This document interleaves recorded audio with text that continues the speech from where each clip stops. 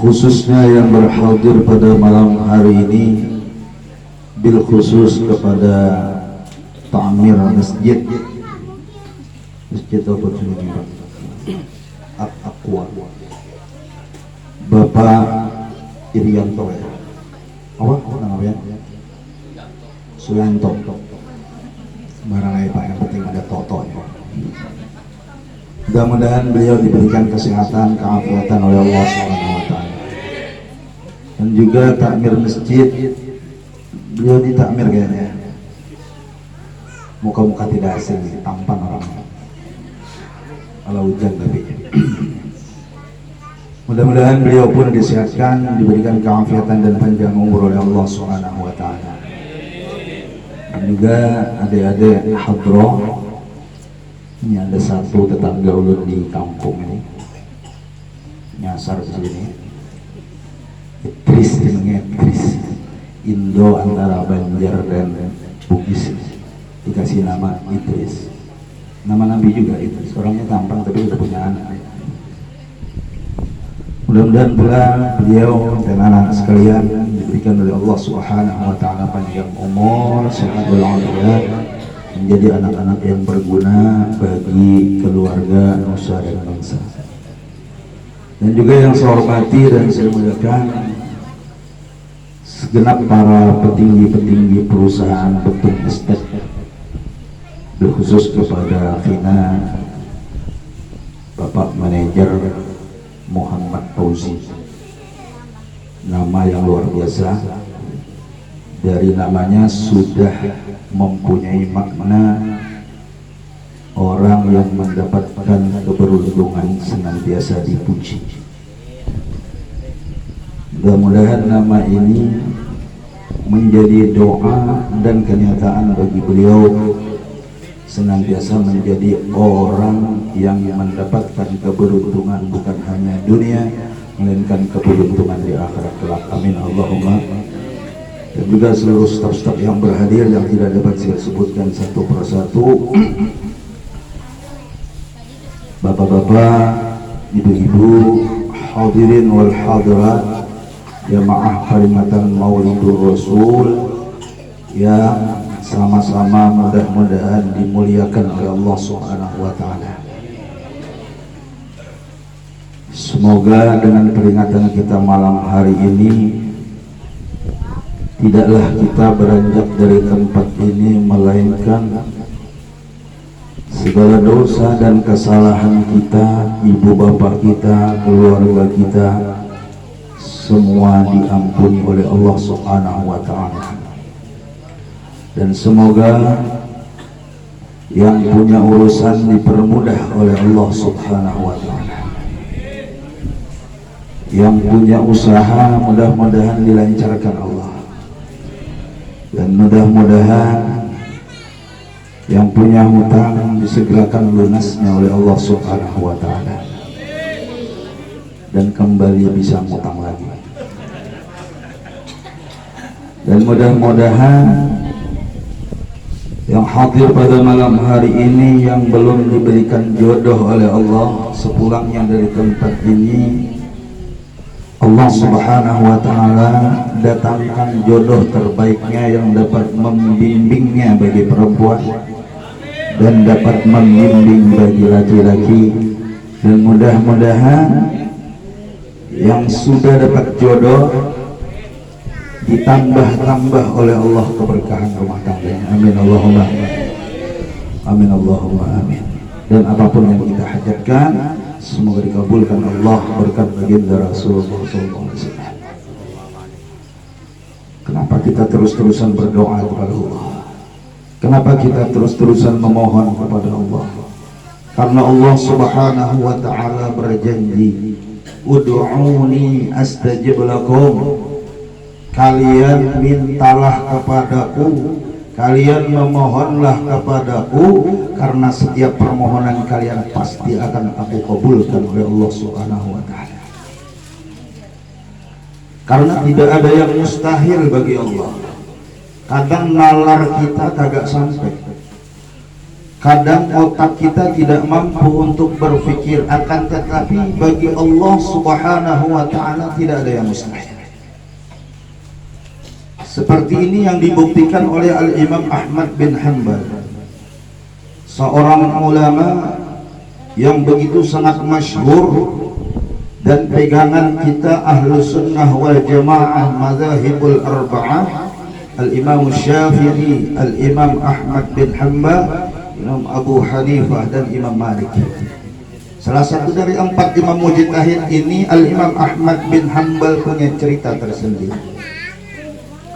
Satu ketika beliau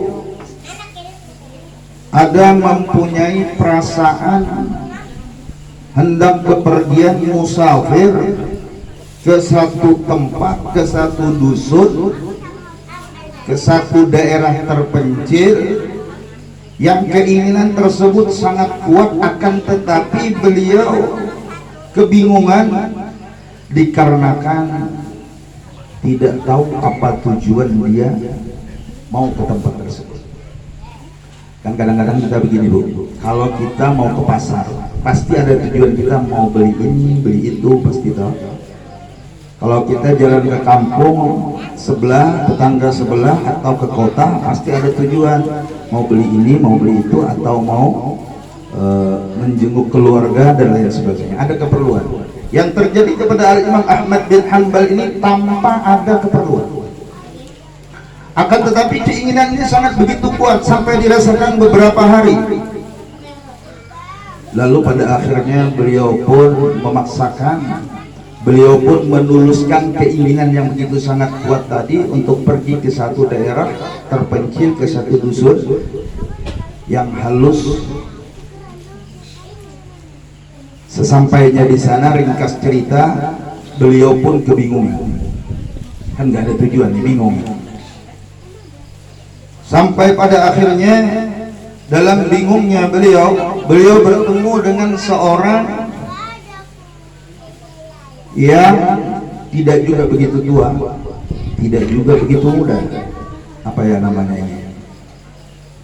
Pertengahan lah, usia pertengahan.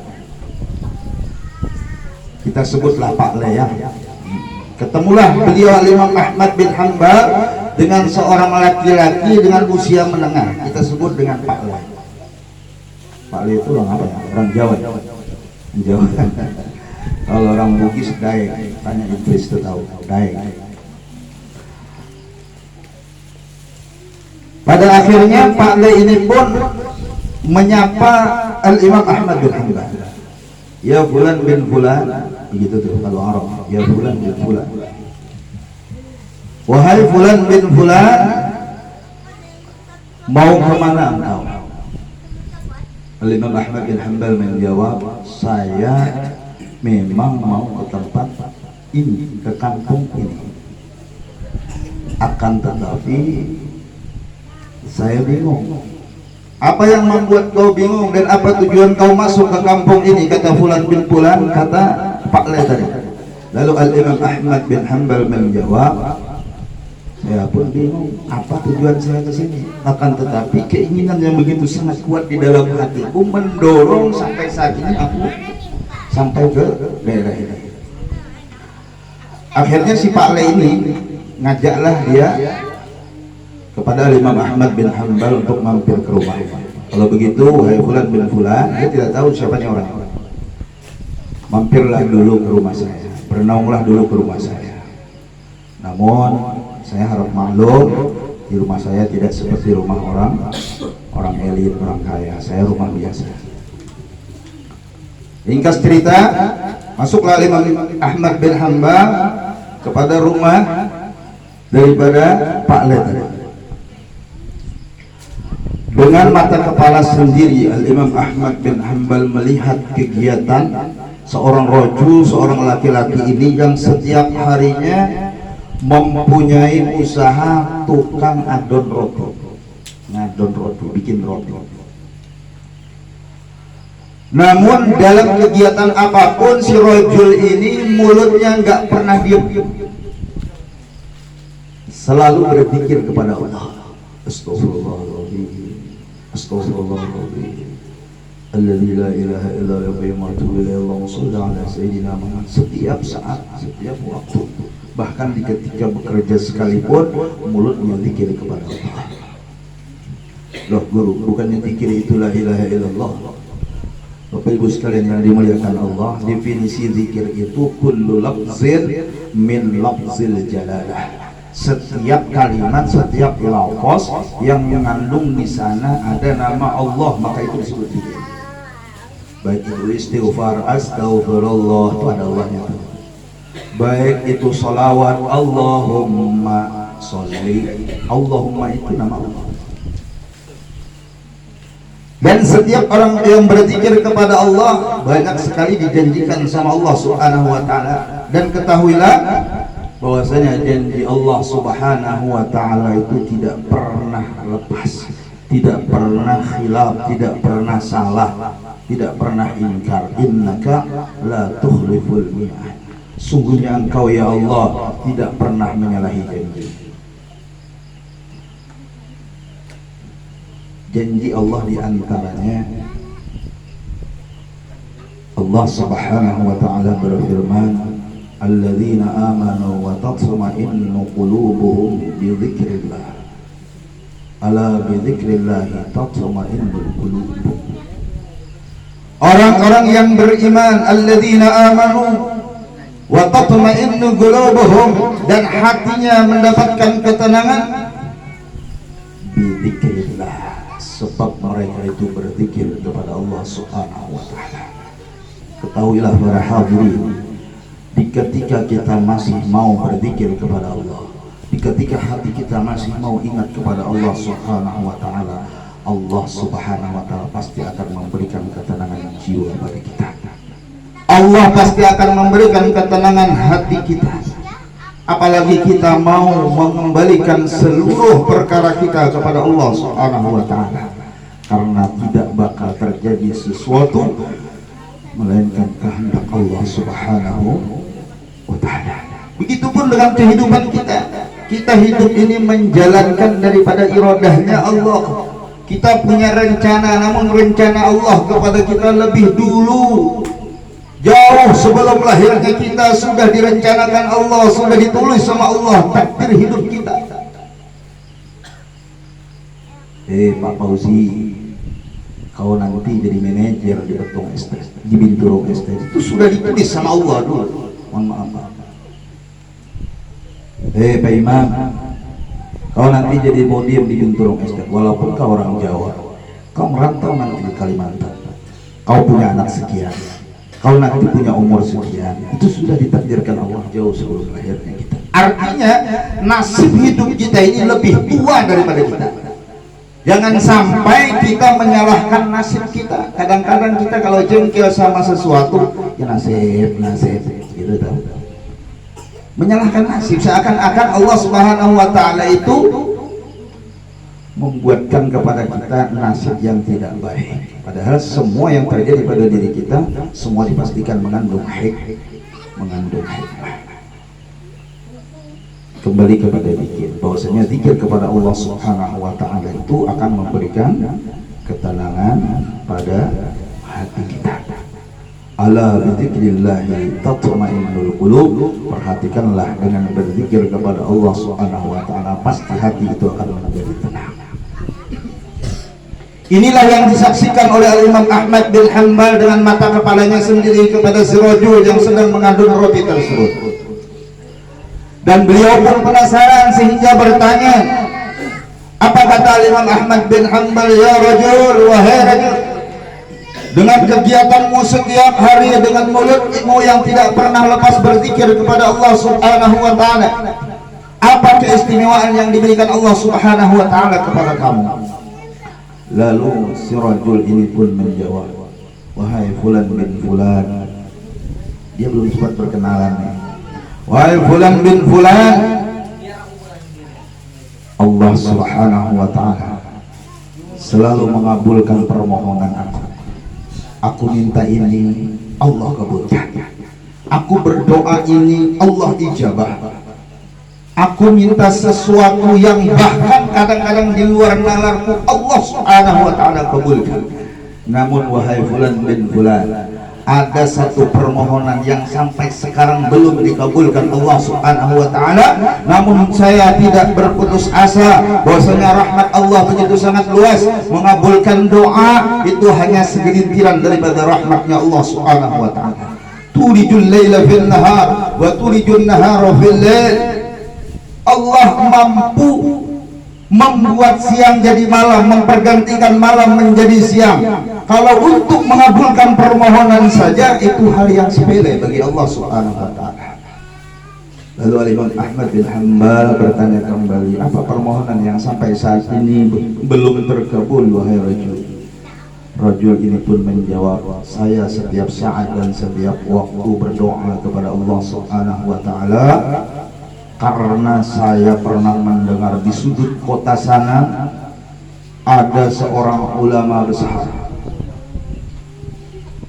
yang mana hati saya ini begitu sangat ingin bertemu dengan ulama besar tersebut, ingin mengambil keberkahan. Nah, begitu Pak. Kalau kita ketemu sama ulama besar, apalagi habaib, apalagi para alim yang mereka itu betul-betul mengamalkan ilmu, kita datangi mereka, kita ambil keberkahan, minta doa untuk anak-anak kita, minta doa kepada keluarga kita. Karena tidak ada kita hidup tanpa masalah, pasti kita punya masalah. Kadang-kadang kita ini kalau datang ke orang alim bukannya minta keberkahan dengan doa, minta selfie. Yang keseringannya itu minta selfie. Pak Ustaz, kenang-kenangan dulu kita selfie yuk. Ya Allah, minta keberkahan, minta doa kepada mereka. Si tukang adun roti, si rajul ini setiap saat memohon kepada Allah agar bisa bertemu dengan seorang ulama besar tersebut karena ingin mengambil keberkahan. Lalu Imam Ahmad bin Hanbal bertanya kembali, siapa ulama yang kau sebutkan tersebut? Lalu beliau menjawab, namanya Imam Ahmad bin Hanbal. Inilah jawaban Allah Subhanahu wa taala kepada keinginan yang kuat dari Imam Ahmad bin Hanbal. Ternyata saya kesini adalah untuk mengabulkan doa seorang tukang adun roti ini yang beliaunya begitu sangat ingin bertemu dengan saya. Sampai saat ini belum dikabulkan karena banyak hal, di antaranya untuk datang ke daerah sana ongkos terlalu banyak sehingga menghabiskan ongkos daripada tabungan-tabungan beliau. Nah, apa yang mustahil bagi Allah? Tidak ada yang mustahil bagi Allah.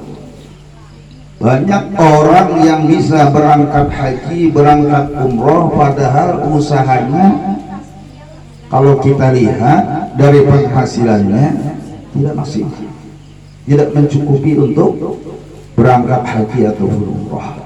Akan tetapi ingat Bapak Ibu yang dimuliakan Allah Subhanahu wa taala, Allah tidak memanggil orang yang mampu, akan tetapi Allah memampukan orang yang terpandang.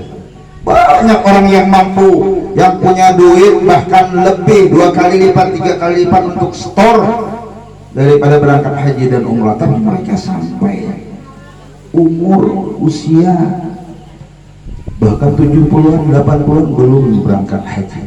Padahal ini sudah kefarduan bagi mereka. Karena memang Allah tidak memanggil orang yang mampu, namun Allah memampukan orang yang terpanggil. Banyak kalangan standar ke bawah yang mampu berangkat haji dan umroh karena memang rezeki mereka. Bapak Ibu yang dimuliakan Allah Subhanahu wa taala, malam hari ini kita berada di akhir-akhir daripada bulan Rabiul Awal, yang mana kita ketahui Rabiul Awal ini satu bulan yang dimana Allah Subhanahu wa ta'ala ingin menjadikan mulia bulan Rabiul Awal dengan terlahirnya baginda Nabi besar Muhammad SAW. Kenapa Allah tidak pilihkan bulan Ashhurul Hurum yang berada di dalam Al-Quran? Kenapa tidak Dzulqa'dah? Kenapa tidak Dzulhijjah? Kenapa tidak Muharram? Kenapa tidak Rajab? Yang keempat-empatnya ini adalah arba'atun hurum, 4 bulan yang dimuliakan dalam Islam. Atau bulan Ramadan yang dikatakan bahwa bulan Ramadan bulan penuh maghfirah, bulan penuh rahmat. Kenapa Allah tidak menjadikan sebab Nabi kita Muhammad lahir di bulan-bulan mulia tersebut? Nanti malah jadi omongan. Jelas mulia Nabi Muhammad lahirnya aja di bulan mulia. Allah tidak mau ada hal seperti ini, sehingga Allah jadikan bulan Rabiul Awal spesial, bulan yang tadinya tidak mulia karena ada kelahiran Nabi Muhammad SAW di dalamnya, maka bulan tersebut menjadi mulia. Setiap hal yang berkaitan, setiap hal yang berhubungan dengan Nabi kita Muhammad SAW, hal tersebut dipastikan akan menjadi mulia.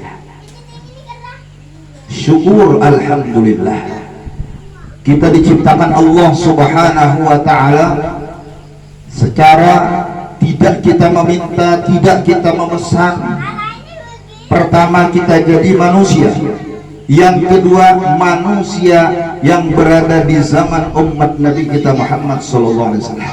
Walaupun kita tidak sezaman dengan beliau, walaupun kita tidak pernah melihat beliau, akan tetapi oleh Nabi kita Muhammad SAW, orang yang hidup sesudahku, yang aku sudah wafat, namun mereka tetap beriman, tetap percaya kepadaku, kata Nabi Muhammad, merekalah keimanan yang begitu sangat kuat, begitu sangat memuaskan oleh Allah Subhanahu wa ta'ala.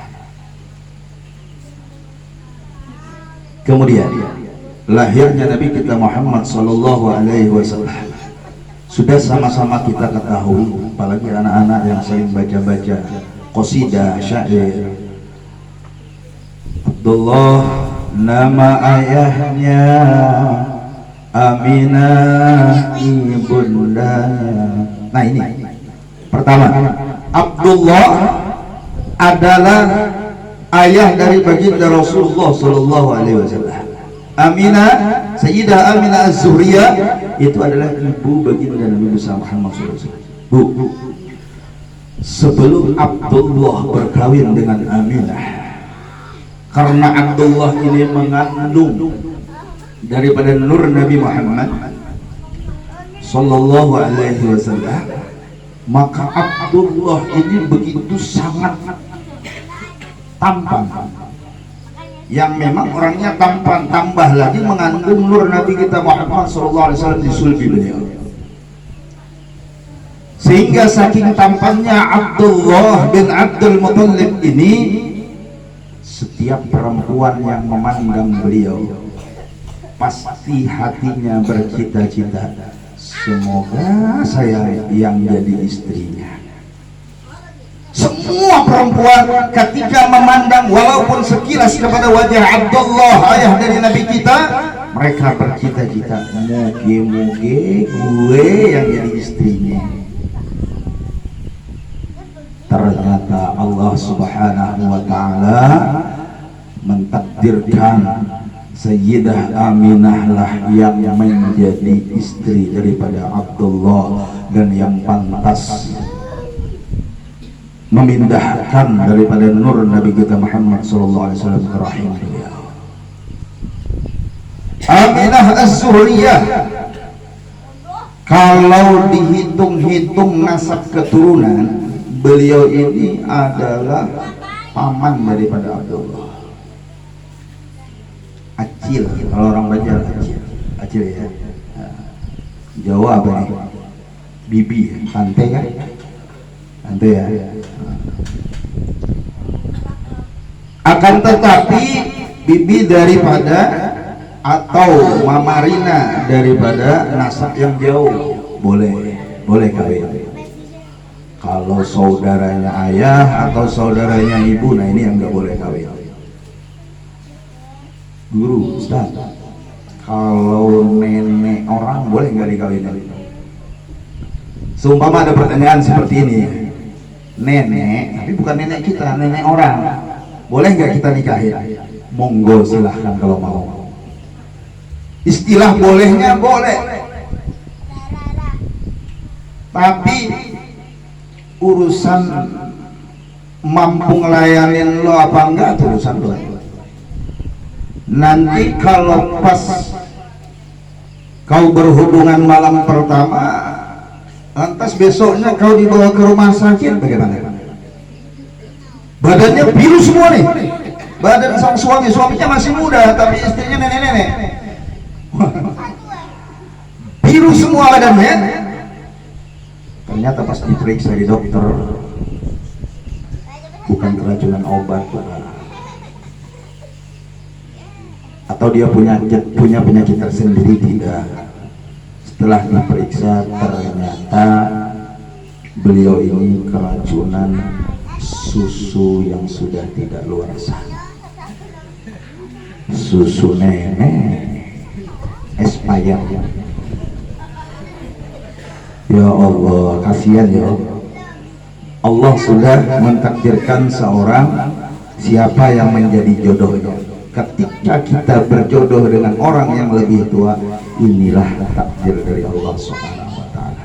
Gak bisa dipungkiri, bagaimanapun usaha kita untuk melawan daripada takdirnya Allah lah yang berlaku. Sayyidah Aminah dan Abdullah ketika berkawin, yang mereka perempuan pernah melihat wajah Aminah, mendengar berita perkawinan Aminah dan Abdullah, banyak di antara mereka yang mati dalam keadaan mendadak. Karena apa? Karena shock. Orang yang diidam-idamkan, orang yang dikagum-kagumi, malah kawin sama orang lain. Shock, banyak yang mati. Kalau yang pingsan nggak kehitung lagi sudah. Banyak yang sangat kecewa dengan perkawinan Abdullah dan Aminah. Terus lahir daripada perkawinan dua orang ini, yaitu orang mulia yang tidak ada tandingnya. Bahkan Nabi sekalipun yang dari ribuan Nabi, Rasul sekalipun yang dari banyaknya Rasul, malaikat sekalipun yang dari jutaan malaikat, tidak dapat menandingi kemuliaan baginda Nabi besar Muhammad. Dan ketika kelahiran Nabi kita Muhammad sallallahu alaihi wasallam, banyak kejadian-kejadian aneh yang terjadi. Di antaranya api Majusi yang menjadi sesembahan mereka orang Majusi ribuan tahun tidak pernah padam. Ketika kelahiran Nabi Muhammad, api tersebut padam.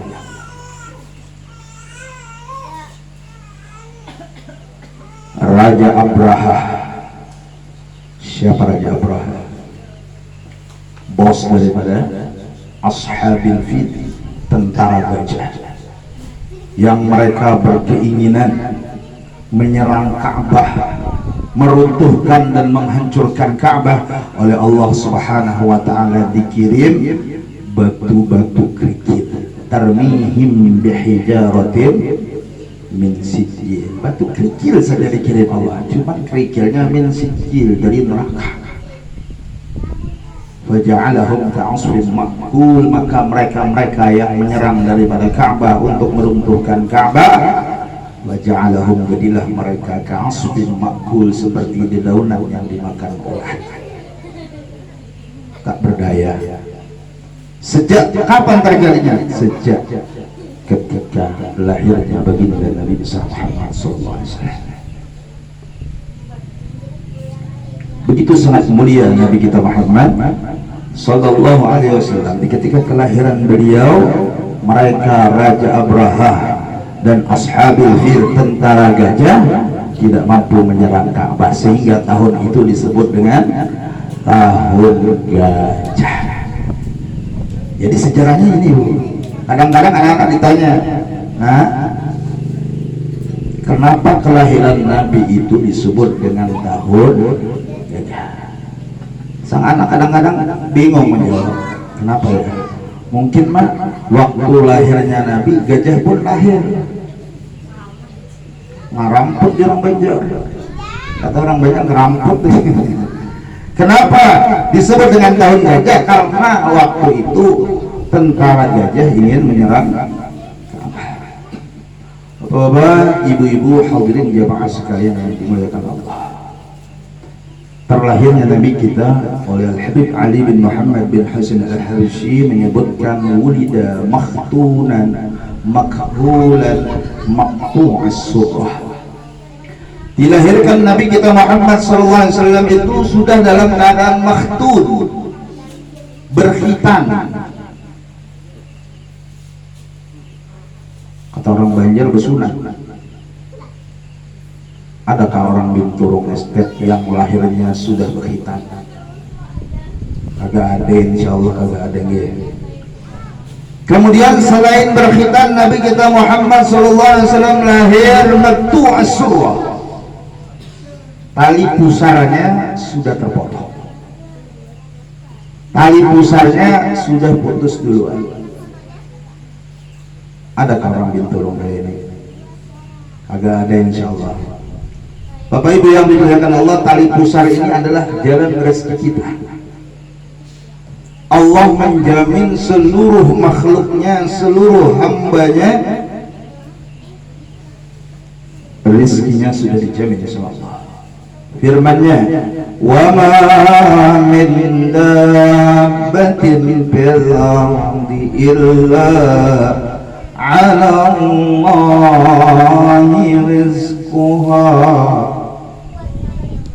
Wa ma min dabbatin fil ardi, tidaklah binatang melata sekalipun yang ada di muka bumi, apalagi manusia, binatang melata saja yang ada di muka bumi, melainkan rezekinya sudah dijamin sama Allah Subhanahu wa taala.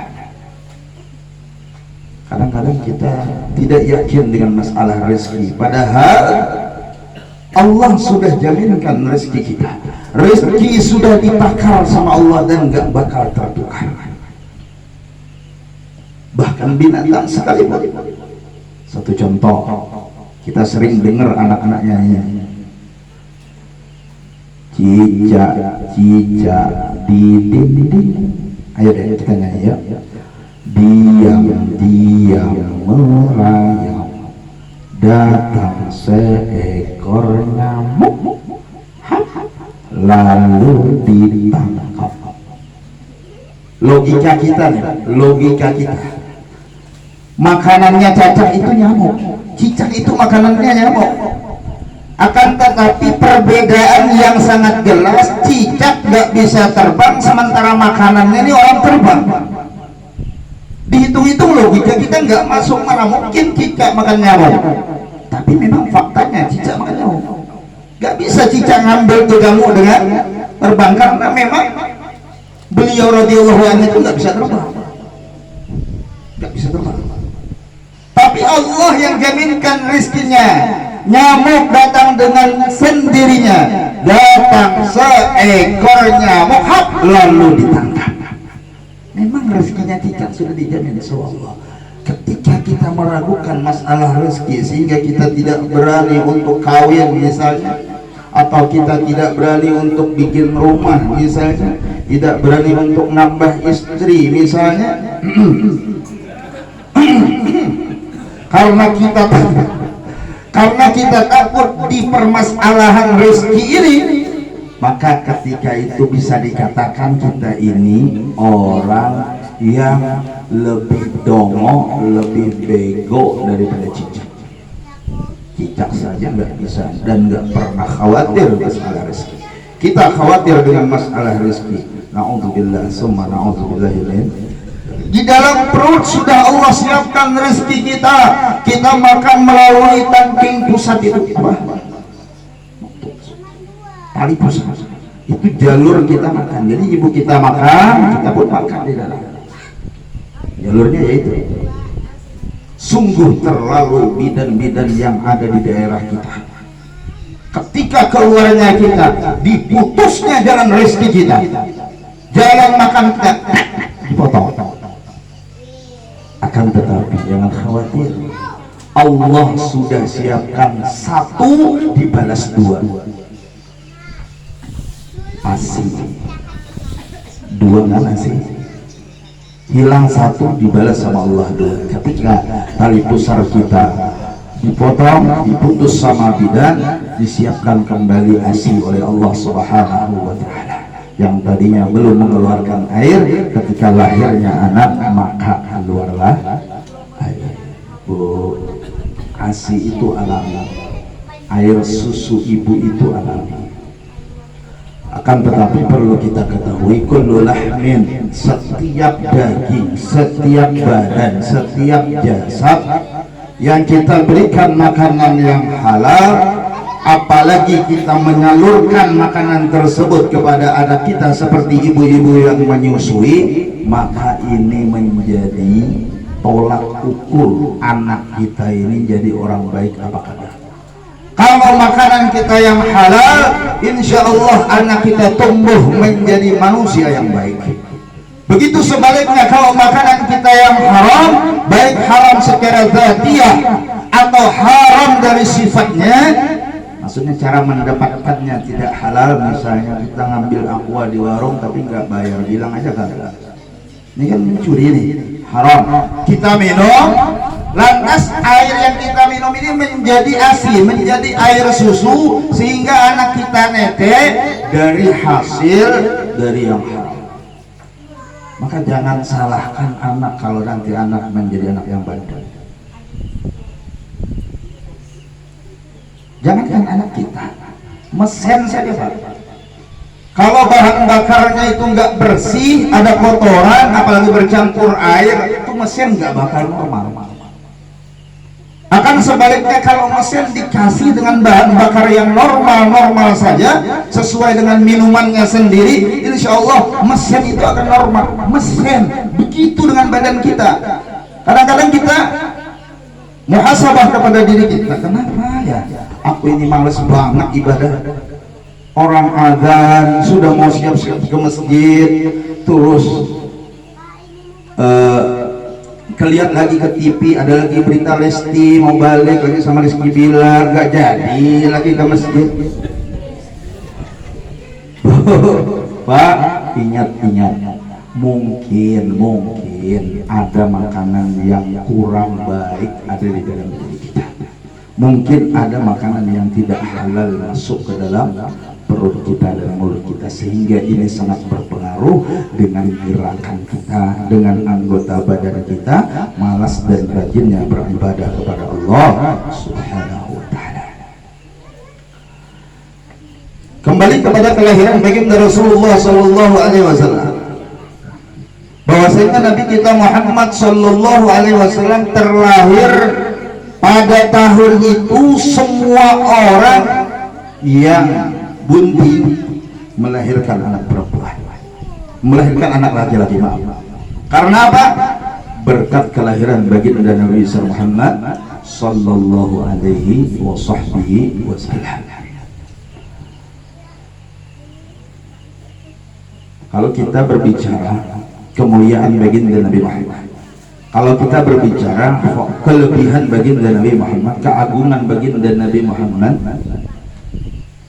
dari awal proses penciptaan alam sampai sampai hari kiamat pun, waktu tidak cukup untuk membicarakan kemuliaan Nabi Muhammad. Andai kata lautan dijadikan tinta, pepohonan dijadikan pena, dan dedaunan dijadikan kertasnya untuk menulis kemuliaan baginda Nabi Muhammad, tidak cukup walaupun dikumpulkan seluruh alam. Bagaimana tidak mulia, bukan lagi makhluknya Allah yang memuji Nabi Muhammad, Allah sendiri pencipta seluruh alam dan maha pencipta yang memuji Nabi kita Muhammad di dalam Al-Quranul Karim. Allah berfirman, wa innaka la'ala khuluqin azim, engkau ya Muhammad ala khuluqin azim, ala khuluqin azim, mempunyai ketinggian akhlak yang begitu sangat agung. Nabi Muhammad dipuji sama Allah, Allah yang memuji Nabi kita Muhammad. Namun Bapak Ibu sekalian, kemuliaan akhlak baginda Nabi Muhammad mengangkat daripada sifat-sifat mahmudah. Syukur menjadi mulia karena syukur disifati oleh Nabi Muhammad. Sabar menjadi mulia karena sabar itu adalah sifat yang disifati oleh Nabi kita Muhammad. Bukan Nabi Muhammad mulia gara-gara syukurnya, bukan Nabi Muhammad mulia gara-gara sabarnya, tidak. Syukur dan sabar itu menjadi mulia karena disifati oleh Nabi kita Muhammad SAW. Tema pada malam hari ini adalah jaga iman dan takwa dan kerjasama. Masuklah kita kepada tema. Sudah berjalan 45 menit, mintanya 2 jam.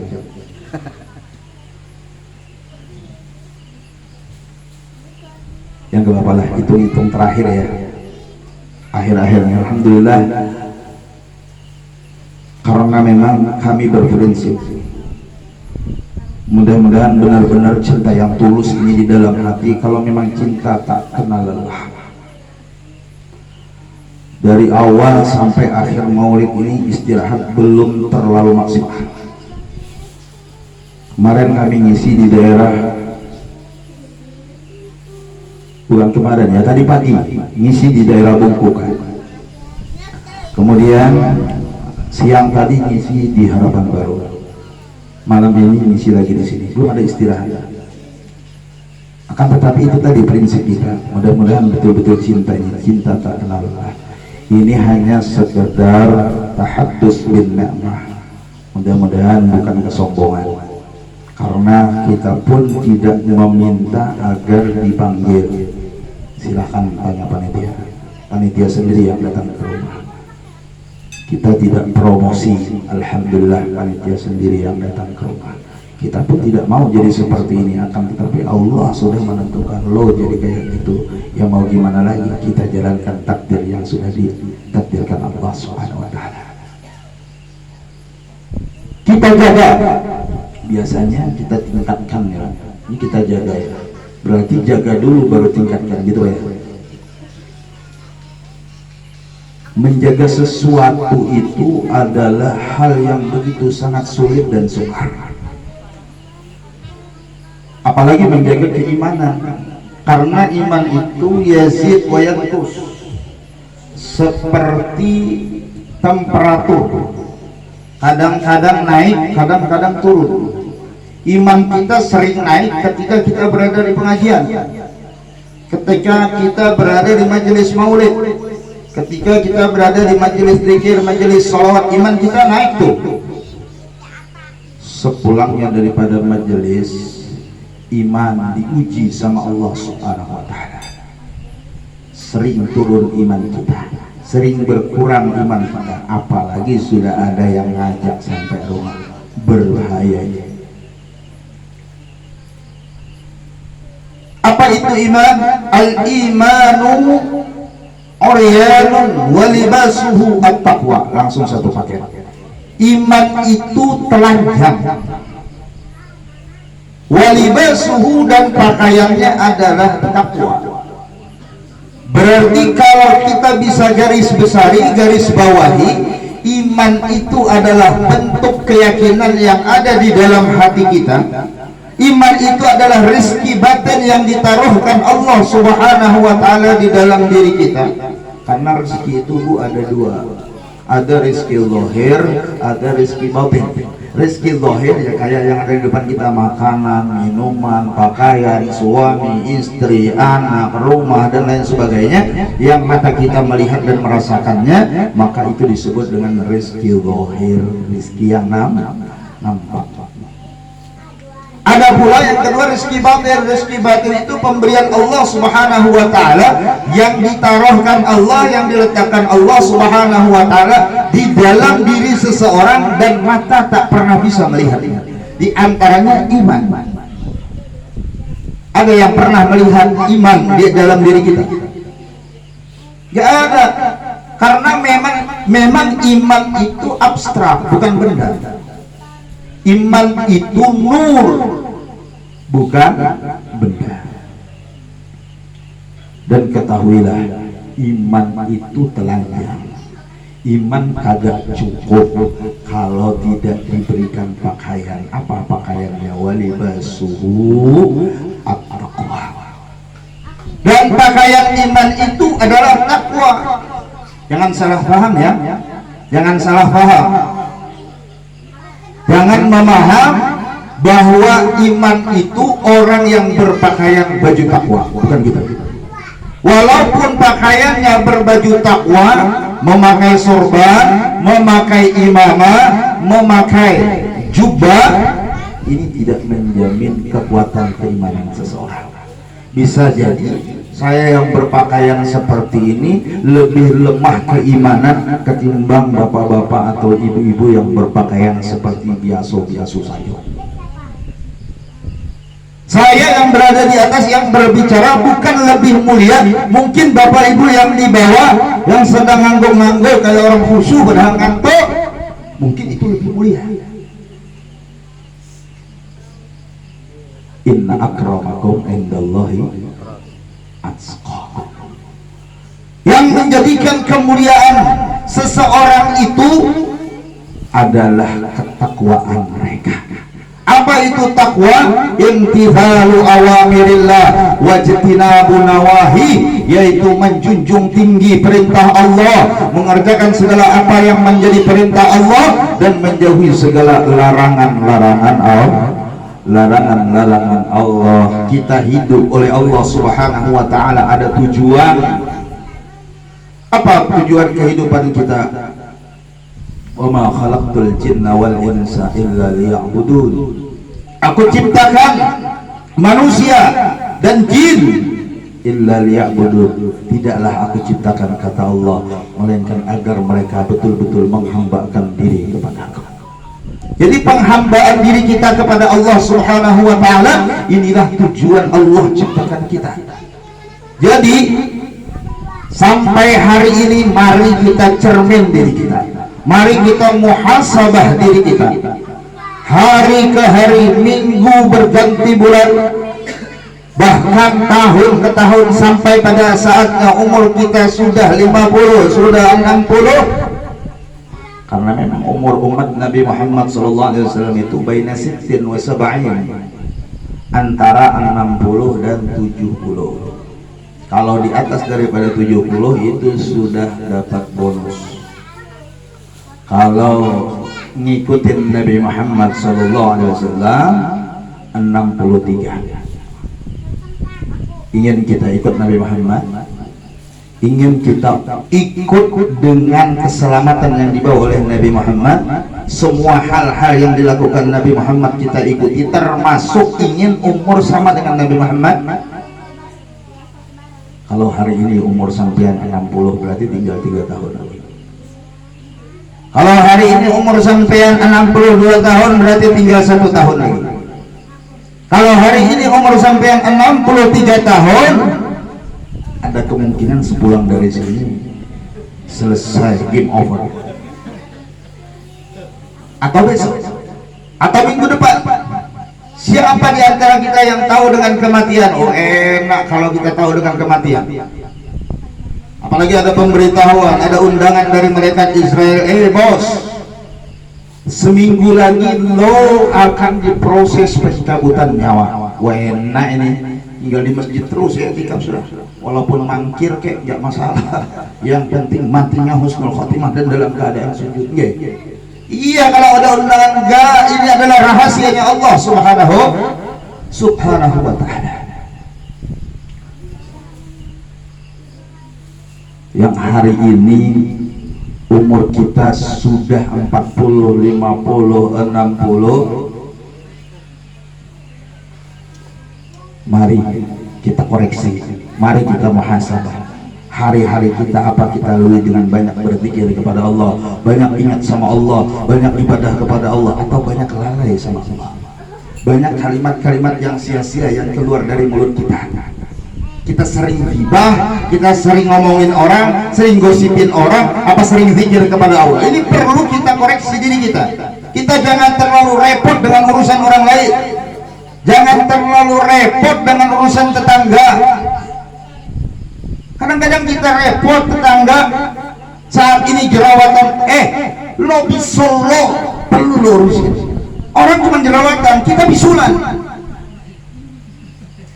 Ini perlu kita muhasabah. Kita perlu bercermin. cukup. Hari-hari yang telah lalu kita banyak gunakan waktu kita dengan hal yang sia-sia. Mari dengan peringatan Maulid pada malam hari ini kita niatkan diri kita tanamkan niat yang tulus dalam diri kita untuk memperbaiki diri kita sesuai dengan tatanan baginda Nabi besar Muhammad sallallahu alaihi wasallam. Karena setiap sesuatu yang diawali dengan niat yang baik maka akan menghasilkan buah yang baik pula. Innamal a'malu binniyat.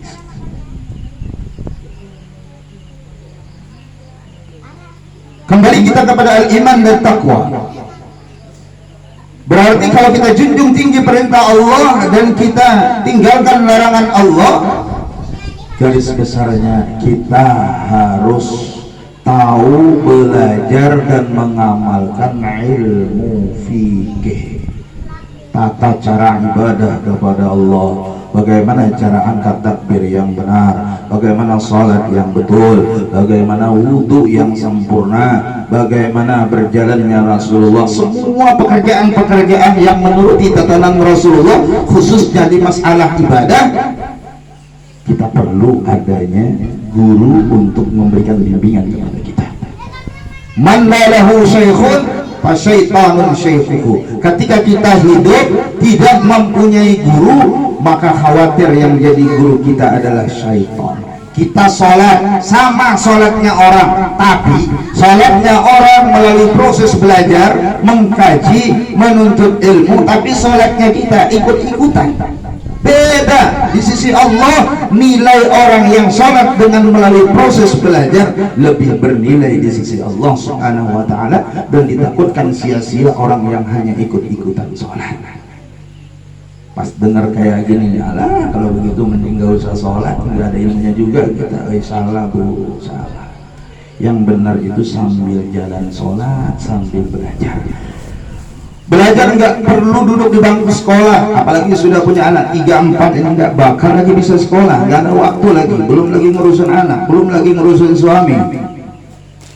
Belajarlah kita di majelis ta'lim. Mungkin di sini ada majelis mingguan kah atau bulanan kah, atau datanglah kita kepada orang yang berpengetahuan agama. Kita banyak bertanya tentang masalah ibadah kepada mereka. Ini adalah salah satu siasat kita belajar.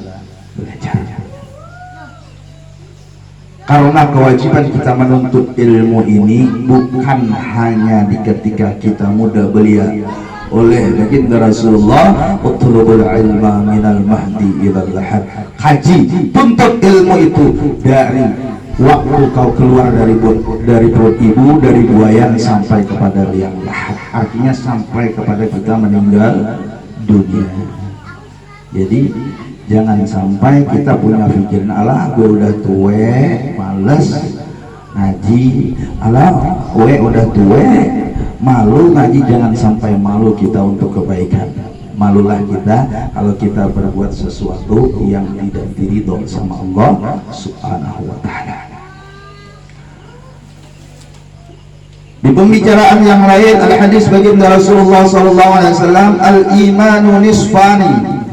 Nah, 1 jam dari kita korting aja, kita diskon aja. Kayaknya udah lelah dengan ngantuk kayaknya, apalagi musimnya dingin, habis hujan lagi, semangatnya kurang kendor. Apa ya yang bikin semangatnya? Apa kita nyanyi dulu apa baca qasidah dulu?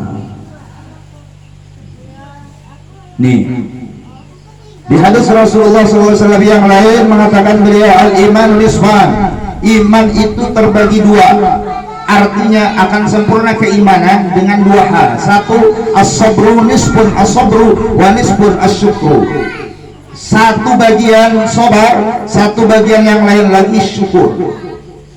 Sabar dan syukur. Kadang-kadang kita bisa bersyukur ketika nikmat yang kita rasakan begitu sangat banyaknya, akan tetapi kita tidak mampu bersabar ketika diuji sama Allah. Orang kaya mampu bersyukur karena banyak hartanya, karena mewah kehidupannya, karena banyak duitnya, apa saja yang dia mau bisa dia dapatkan. Akan tetapi orang kaya jatuh bangkrut, belum tentu dia bisa bersabar.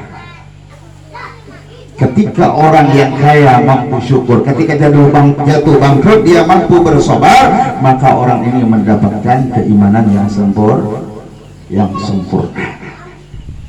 Begitu sebaliknya, orang yang miskin mungkin dia bisa sabar ketika miskinnya. Apakah dia mampu untuk bersyukur ketika dia sudah diberikan Allah kelebihan kaya? Banyak orang yang tadinya miskin begitu sangat sabar, bahkan miskin syukur. Akan tetapi ketika Allah Subhanahu wa taala berikan kelebihan harta sehingga dia menjadi orang yang kaya, yang tadinya salatnya rutin 5 waktu bahkan sama tahajudnya, ketika kayanya dia nggak keurus lagi sama salatnya, seminggu sekali. Jumat itu betul nggak hujan. Setelah melimpah ruah hartanya, usahanya di mana-mana, kemewahannya, tabungannya, omsetnya, saldonya banyak, setahun sekali baru cuma masjid, Jumatnya sudah tamat oleh Allah Subhanahu wa taala. Berarti keimanan orang ini tidak sempurna, hanya mampu bersabar di ketika miskin, akan tetapi tidak mampu bersyukur di ketika kaya. Sedangkan at-taqwa ini ilmu fikihnya, halnya sholat, halnya baca Quran. Jangan sampai ibadah kita ini hanya bentuk dohirnya saja, perlu zahiran wa batinan fid dunya wa fil akhirati hasanah. Bu, tak kasih teka-teki dulu. Seandainya ibu disuruh pilih HP iPhone harga 9 juta tapi kagak ada sinyalnya, sama sekali kagak ada sinyalnya, dan pilihan keduanya HP butut, HP odong-odong tapi sinyalnya full, bahkan 5G. Buat apa pula ya HP odong-odong dengan sinyal bagus 5G. Tapi ini pilihan dulu. Seandainya disuruh pilih HP iPhone harga 9 juta tapi kagak ada sinyalnya, disuruh pilih dengan antara HP odong-odong Nokia yang butut-bututan dulu kan, yang sama orang micik kacang itu loh, titung gitu loh bunyinya, tapi sinyalnya full. Pilih mana lu? Pilih mana kira-kira? Satu atau dua? iPhone apa Nokia butut? Nokia butut. Pinter. Bu, pilih apa? Nokia butut pula. Alhamdulillah. Pak Bos, siapkan ponsel Nokia butut sini bos. Banyak peminat sini bos. Sinyal kan susah sini bos. Mending beli yang butut-bututan ya. Artinya, walaupun kita hidup sederhana, walaupun hidup kita tidak terlalu mewah, tapi sinyal kita, hubungan kita dengan Allah Subhanahu wa taala tidak pernah putus. Lebih mahal, lebih berharga di sisi Allah ketimbang hidup kita mewah, tapi hubungan kita dengan Allah Subhanahu wa taala bahkan putus dan tidak ada, kehilangan sinyal. Walaupun kita tidak kaya secara manusiawi, walaupun kita tidak kaya, akan tetapi kita sehat, lebih beruntung ketimbang sugih, duit banyak, akan tetapi orangnya stroke. HP-nya iPhone, sinyalnya kagak ada, mau dipakai apa tuh? Video call kagak bisa, buka YouTube kagak bisa, cari berita Lesti gak bisa, gak bisa, semua sudah gagal. Akan tetapi walaupun butut, walaupun miskin, walaupun hidup sederhana, tapi orangnya sehat, pasti akan bisa bersyukur dan bersabar dan menyempurnakan keimanannya. takwa kepada Allah Subhanahu wa taala, inilah bentuk pekerjaan johir.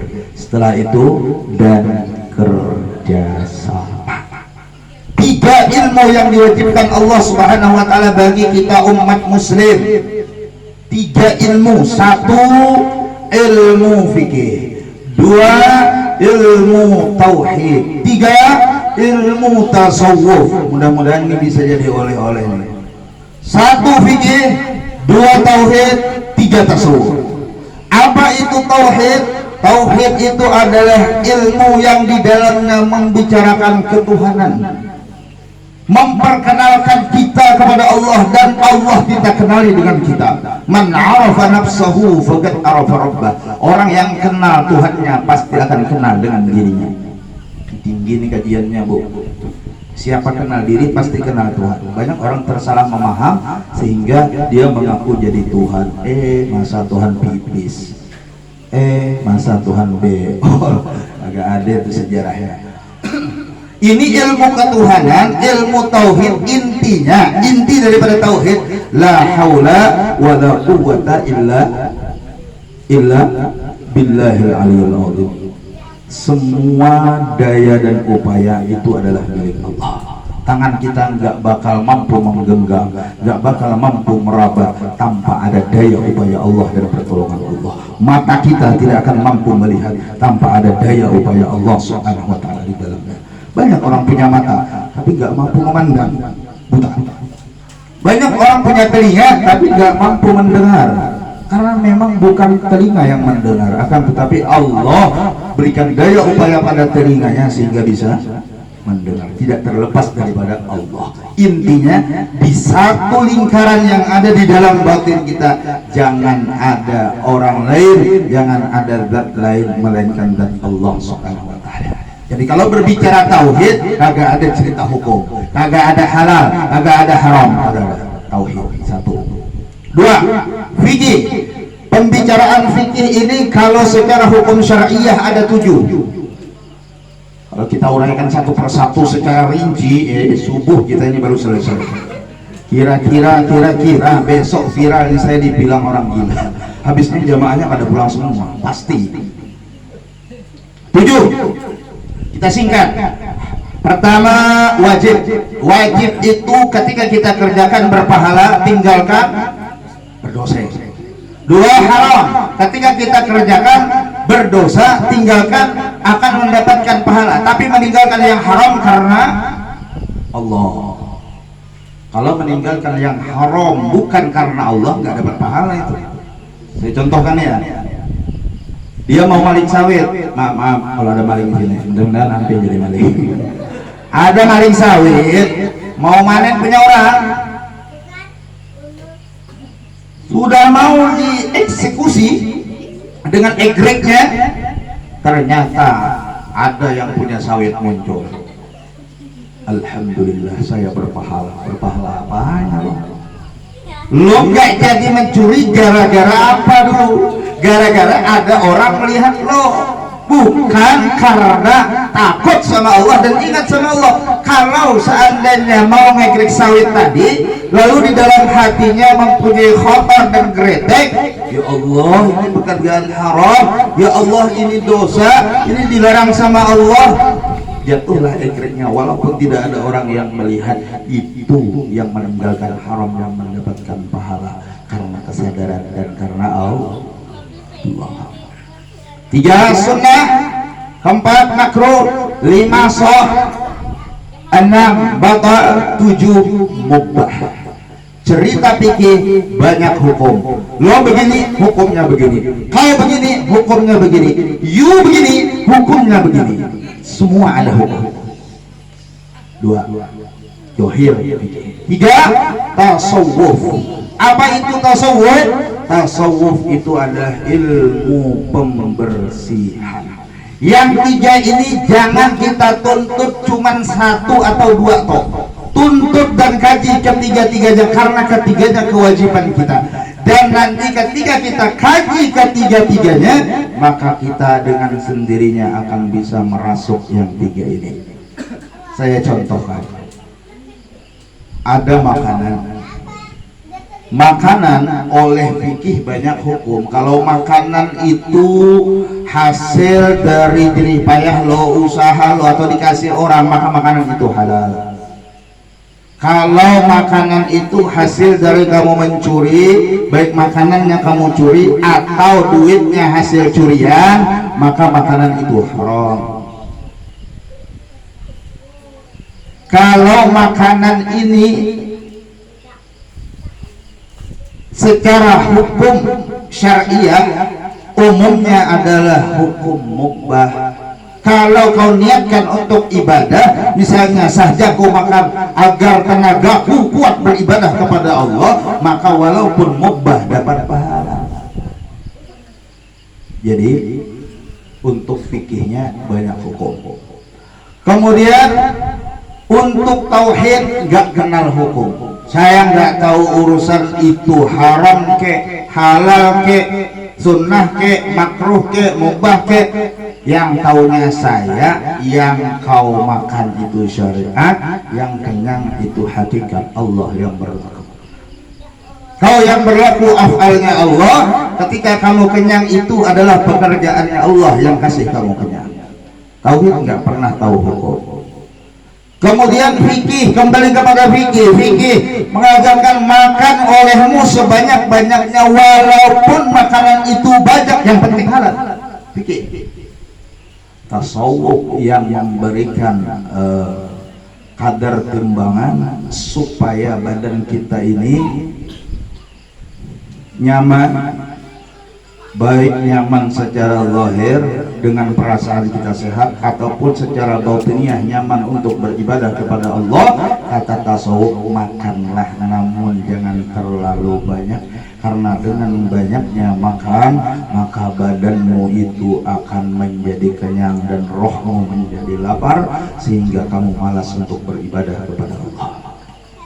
Ketiga-tiganya kita rasukkan, ketiga-tiganya kita jadikan kerjasama, jadikan persatuan, sehingga tidak ada pertentangan. Sahajaku makan karena Allah Subhanahu wa taala, dan aku yakin ini adalah rezeki dari Allah Subhanahu wa taala. Allah yang memberikan kenyang. Kemudian makanan ini makanan yang halal, dan jangan terlalu banyak supaya roh kita menjadi kenyang dan tidak malas beribadah kepada Allah Subhanahu wa taala. Dengan kerjasama akan terwujud persatuan yang kokoh. Al-ittihadu quwwatun, persatuan itu akan menjadikan kekuatan.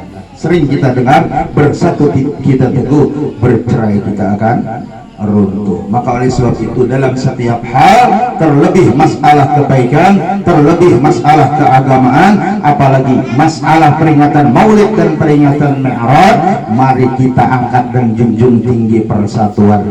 Bantu membantu, bahu membahu, wa ta'awanu 'alal birri wat taqwa. Bertolong-tolongan dalam urusan baik dan urusan takwa kepada Allah Subhanahu wa taala. Malu Pak sebenarnya kita untuk memperingati peringatan Maulid. Kita harus, kalau orang Banjar tuh bepintaan. Kenapa Pak sebutannya kalau orang bahasa Indonesia yang salah? Bepintaan, datang rumah ke rumah, minta sumbangan. Nah, malu kita sebenarnya sama Rasulullah kalau ingin mengadakan Maulid minta sumbangan, apalagi paksa-paksaan. Malunya sama siapa? Sama Rasulullah. Karena perjuangan Rasulullah untuk supaya kita hidup lebih nyaman ini, Masya Allah, begitu sangat menyakitkan kalau kita dengar ceritanya. Begitu sangat baginda Rasulullah sayang dan cinta kepada kita, namun balas budi kita sama Rasulullah mana? Balas budi kita sama Nabi Muhammad mana?